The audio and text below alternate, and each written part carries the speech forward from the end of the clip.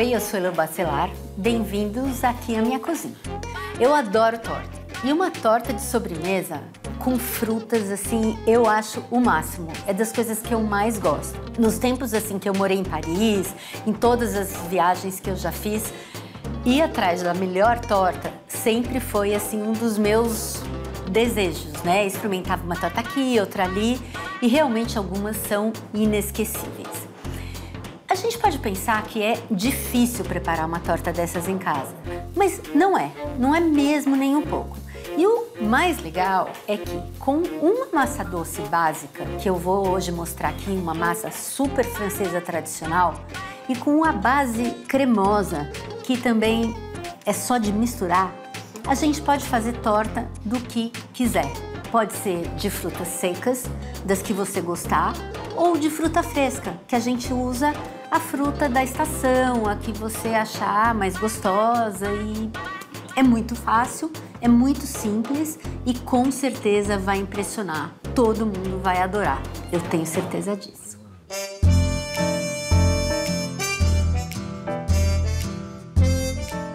Esses são os ingredientes para a massa das nossas tortas e para os recheios de frutas frescas e secas. Tudo começa pela massa.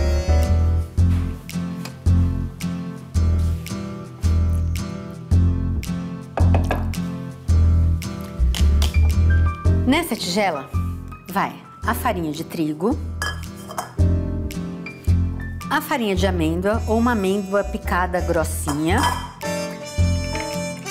uma pitadinha de sal, o açúcar e a minha manteiga bem gelada. Isso aqui faz toda a diferença na hora de conseguir uma massa bem crocante e irresistível. Tem gente que prepara a massa na batedeira, mas sinceramente eu acho que nem vale a pena sujar. É mais fácil misturar aqui com a ponta dos dedos, só para fazer uma farofa bem grossa. Eu vou simplesmente desmanchar esses gruminhos. Eu posso até fazer um pouco assim, ó, para ajudar a despedaçar. E não faça com a manteiga quente ou derretida. O resultado nunca vai ser o mesmo.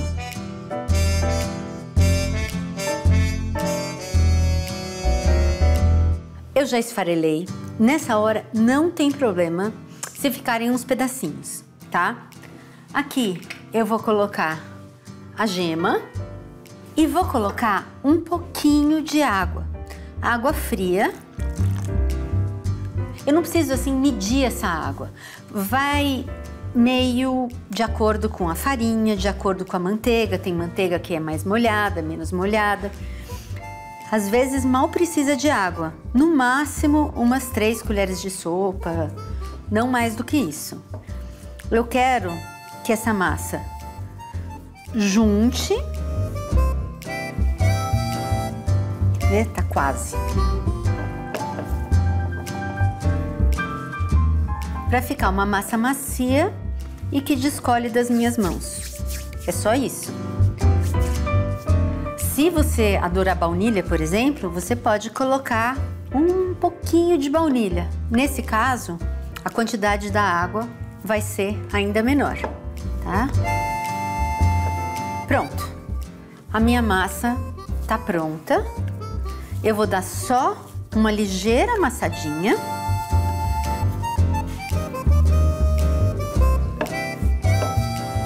Ó, e vou embrulhar essa massa com um filme, ou também pode ser com um pedaço de papel manteiga, e vou levar ela à geladeira, porque eu quero uma massa bem crocante no final.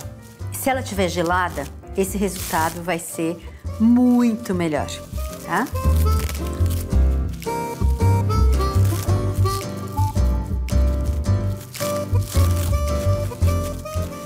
Pronto, essa massa para a geladeira por mais ou menos 15 minutos, meia hora.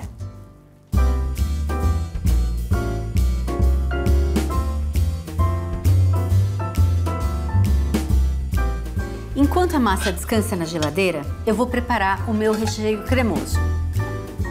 é só misturar, tá? Farinha de trigo, baunilha, mel,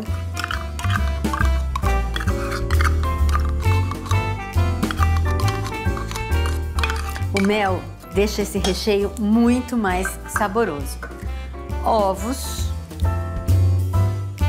e creme de leite fresco de preferência. Vocês devem estar percebendo que eu estou fazendo uma quantidade um pouco maior de recheio.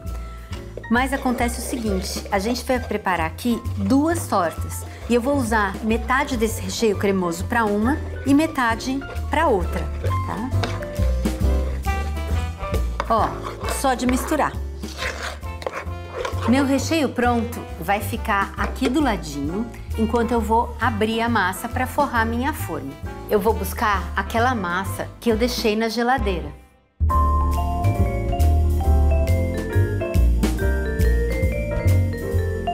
Chegou a hora de abrir aquela massa que eu fiz. Eu desembrulho. Vou pegar um pouco de farinha de trigo.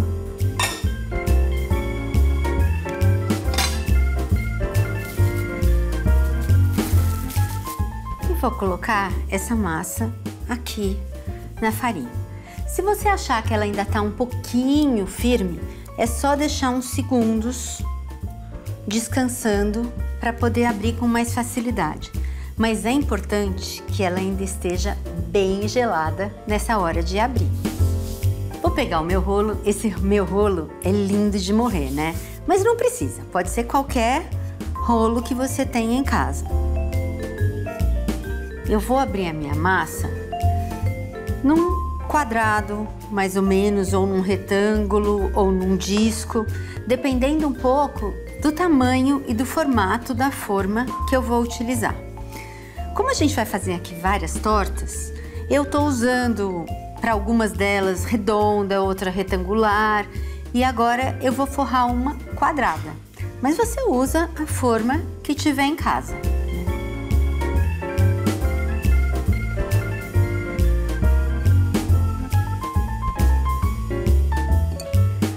De vez em quando é bom a gente dar uma soltadinha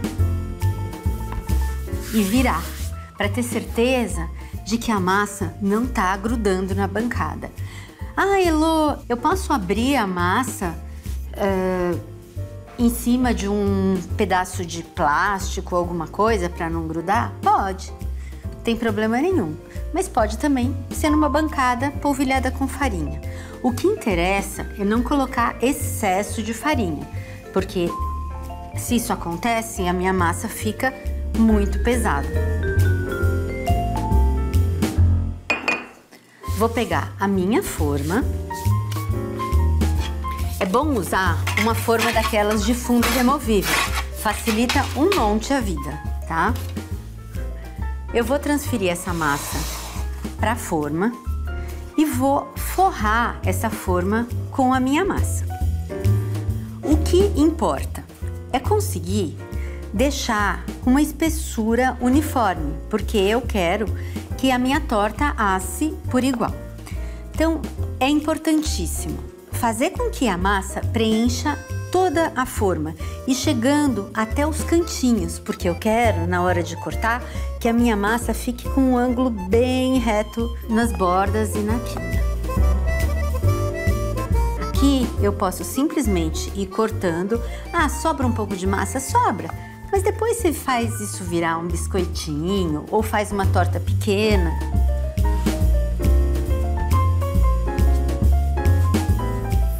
Parece que é pouca massa, né? Mas, ó, rende bastante. O que é importante é isso, é realmente preencher a forma até embaixo com a massa.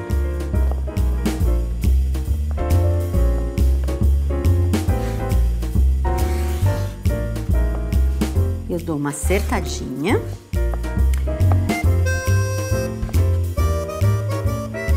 E pronto. Se por um acaso você perceber que falta um pedacinho num canto ou outro, nada que um remendinho não resolva. Por exemplo, aqui eu posso colocar um pedacinho, se eu perceber que tá mais fino, faço esse remendinho e acabou-se, tá? Minha forma tá forrada e eu vou voltar com ela para a geladeira para firmar mais um pouquinho, porque eu quero aquela massa bem crocante no final.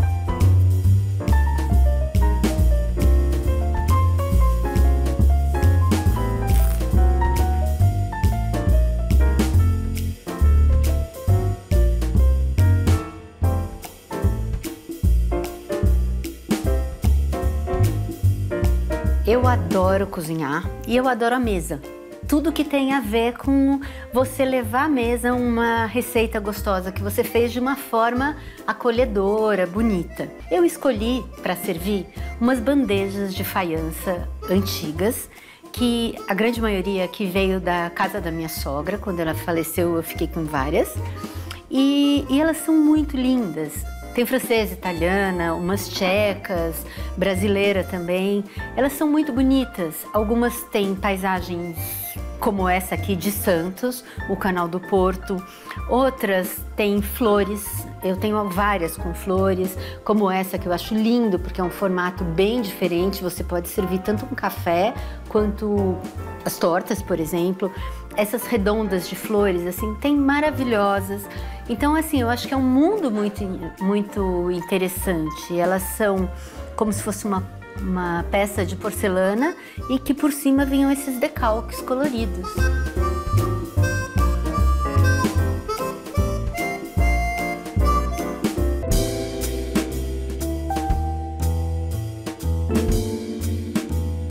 O nome, essa faiança, era de um tipo de porcelana que depende um pouco da camada mais vitrificada. Tem aí umas terminologias aí que dizem o que é, se é uma louça, se é uma porcelana, se é uma faiança. Mas essas todas são com essas aplicações meio decalcadas por cima. Umas têm 100 anos, outras um pouco mais, outras um pouco menos, mas são peças realmente únicas e muito lindas.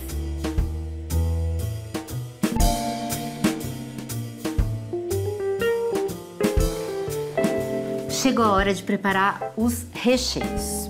O primeiro deles vai ser o de frutas secas. Ele é muito rápido, apenas a gente precisa de um tempo para essas frutas aqui ficarem mais hidratadas. Para isso, eu coloco tudo num potinho, rego com uma bebida, aqui eu estou usando conhaque, mas pode ser rum, pode ser vinho do Porto, a bebida que você quiser. Pus aqui a canela. E a bebida, uma bebida que tenha realmente sabor, porque é isso que eu quero incorporar as minhas frutas. Para que elas fiquem saborosas, eu gosto de deixar descansar por volta de uns 10 minutos. Depois disso, vai ser só montar a minha torta. Como hoje eu tô fazendo, além da de frutas secas, uma de frutas frescas, eu vou mostrar aqui algumas possibilidades de frutas frescas para rechear a minha torta. Dá para usar banana, abacaxi, maçã, as framboesas inteiras, que podem ser frescas ou até mesmo congeladas. E aqui eu vou ter também pera, nectarina e figo. Se eu estivesse fazendo uma torta de pera, eu simplesmente cortaria essa minha pera em fatias meio grossas. E na hora de montar, eu simplesmente faria assim uma sobreposição de fatias. Uma torta com nectarina, pêssego, ameixa é muito simples.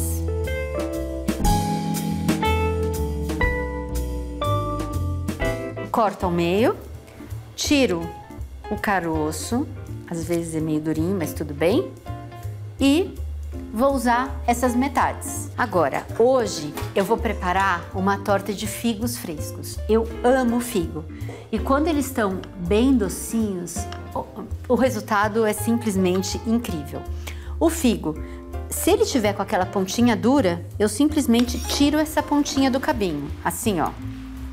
Nada de grandes complexidades. E aí eu vou cortar os figos ao meio.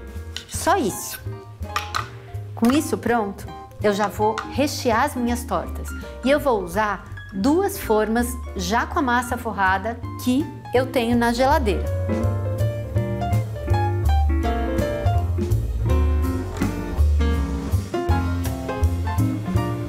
Eu tenho aqui vários figos já cortados e eu tenho aqui um fundo de torta já forrado que estava na geladeira. A montagem: eu pego essas metades de figo e vou colocar com o lado cortado para cima. Parece muito? Parece. Mas na hora que isso vai pro forno, esse figo vai soltar aquela aguinha, que é o suco saboroso do figo, e realmente ele vai murchar. Então essa quantidade, vocês vão ver que é mais do que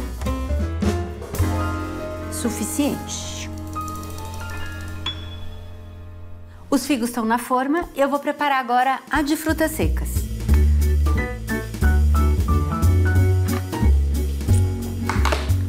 Coloco aqui aquelas frutas que eu deixei hidratando com o conhaque.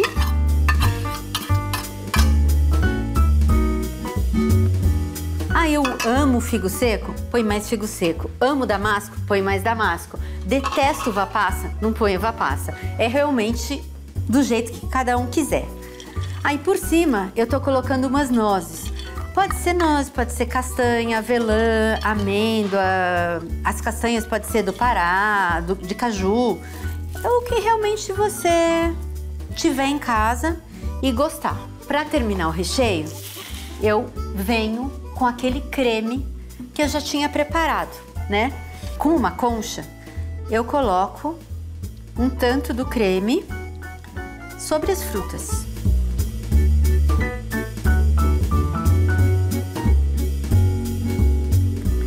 Parece pouco, mas na hora que isso for pro forno, como ele tem ovo, ele vai dar uma inflada.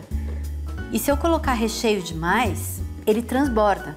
Então, é realmente importante não exagerar, tá? E agora, aqui sobre os figos. Para figo, para nectarina, essas frutas que ficam com as metades cortadas para cima e que tem essa cavidade, é importante a gente colocar um tanto de creme por cima. Eu vou deixar esse creme escorrer e chegar ao fundo da minha forma.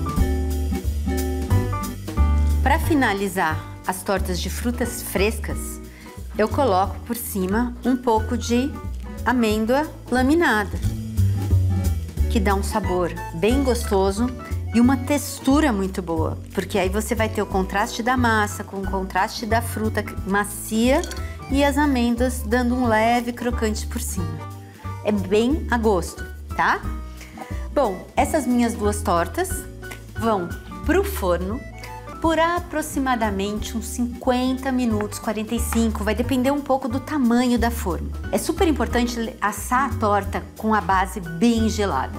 Eu coloco já num forno quente, a uns 180 graus, assim, o médio para alto. E por que isso é importante? Se a massa estiver bem gelada, a manteiga está bem gelada. Entrando no forno, ela faz quase que uma paredinha, juntando com o açúcar e a farinha. Se eu levar a massa em temperatura ambiente para um forno médio, o que vai acontecer? A manteiga vai derreter e a minha massa vai desmontar. Sabe aquelas tortas que ficam com a massa amassadinha para baixo? Foi isso.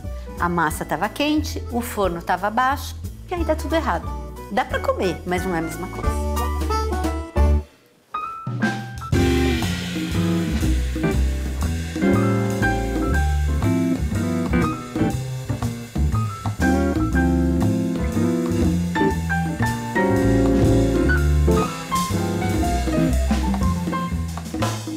A minha torta, essa aqui de pera, já amornou por umas 2 horas. Vou desenformar usando aquele truque do copo. Ó. Uau, deu certo. Uma espátula, uma faca bem fininha, eu vou escorregar a minha torta para o prato de servir. Se tiver com medo da torta quebrar, dá para servir no próprio aro. Chegou aquele momento lindo de morrer. Eu vou colocar o açúcar de confeiteiro numa peneira e aquela polvilhada geral. A minha torta tá pronta para servir.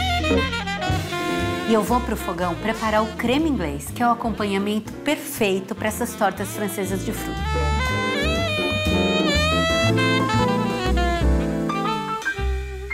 Creme inglês é aquela simplicidade chique que é tudo de bom, ele enriquece qualquer sobremesa. E ao contrário do que muita gente pensa, que é uma coisa super complicada de fazer, ele não é. Apenas você tem que tomar cuidado em algumas etapas para fazer com que tudo dê certo. Primeira coisa, eu vou pegar uma peneira e vou passar pela peneira as minhas gemas. É lindo, né? Vou dar só uma mexidinha e vou deixar as gemas escorrerem um pouco naturalmente. Enquanto isso, eu vou colocar o meu leite para ferver. Passando pela peneira, eu vou deixar para trás aquela película que deixa um gosto forte de ovo. Só deixar ela escorrer naturalmente e pronto.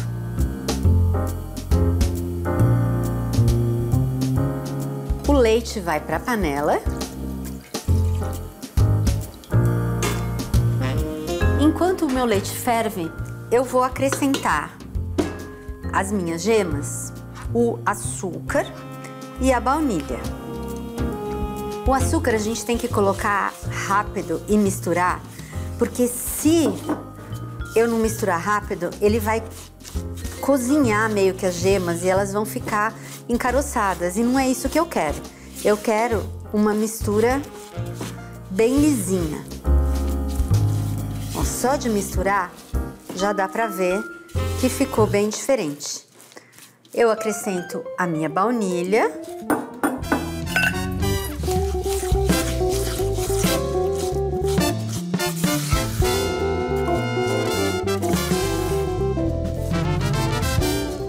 Misturei bem. O açúcar a gente mistura até ele dissolver. Não é pra ficar batendo, não. O leite já tá bem quente. Vou fazer o seguinte, eu tenho que aproximar essas temperaturas. Eu vou despejar uma parte desse leite aqui nas minhas gemas.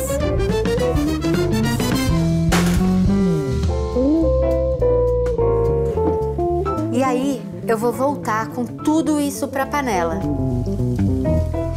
E agora, eu diminuo o fogo e vou cozinhar com toda a atenção do mundo. Nessa hora, a gente esquece a campainha, o celular, qualquer coisa, porque não pode perder o ponto.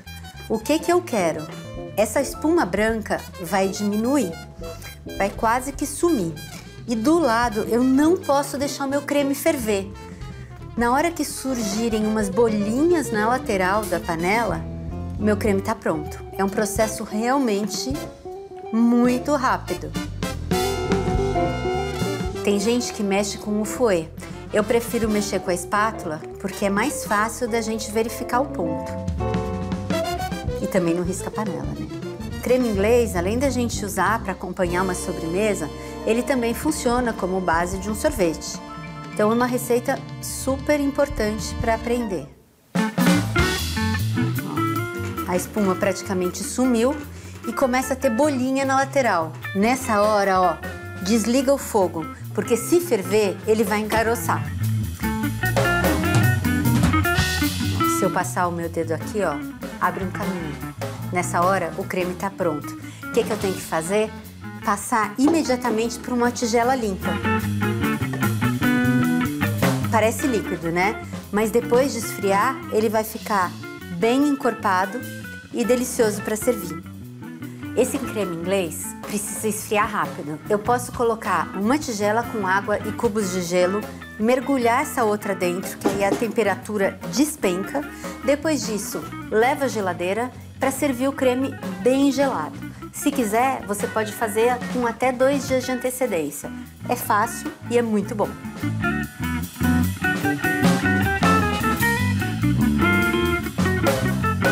O Uau, que mesa de sobremesa linda! Tudo bem, não precisa fazer todas, mas uma delas cai muito bem.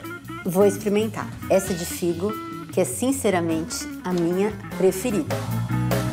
Ó, dá pra ver aqui que ela ficou bem linda, com a casquinha, o creme de figo por dentro. Com um pouquinho desse creme inglês, a sobremesa fica ainda mais maravilhosa. Uau! O contraste de textura da massa e desse figo é o que eu mais amo.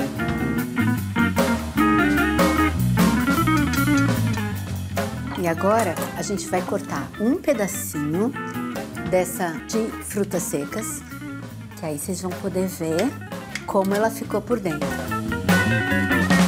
É chique demais, né? Foi muito bom ter você aqui comigo e te espero de novo na cozinha da Elo.